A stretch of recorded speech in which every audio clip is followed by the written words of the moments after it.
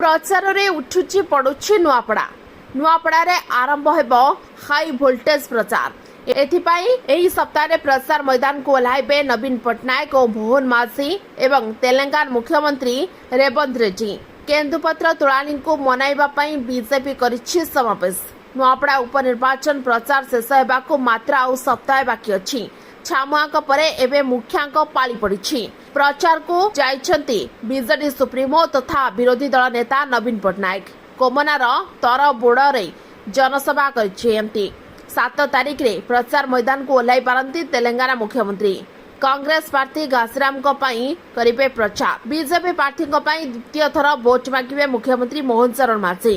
शेष पर्यायर अर्थात 6 रु 8 तारिख पर्यंत से नुआपड़ा प्रचार करिबे। नुआपड़ा भोटर को निज आड़ को टाणी आनिबाकू प्राण मूर्छा उद्यम जारी रखिछन्ति 3 राजनैतिक दल। केन्दुपत्र तोड़ाणी भोट उपरे आखि पकाइछि बीजेपी। नुआपड़ार सारबंगरे उपमुख्यमंत्री केवी सिंहदेव और अन्य मंत्री उपस्थित में बीजेपी करिछि समावेश।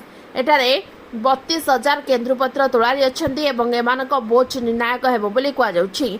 बीजेडी नुआपड़ा सीमांत अंचल में माराथन समावेश करिछि।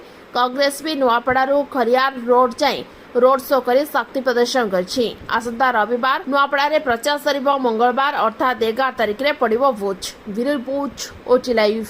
अधिक खबर देखिया ओटी लाइव को सब्सक्राइब करंतु एवं ए खबर को अधिक शेयर करंतु।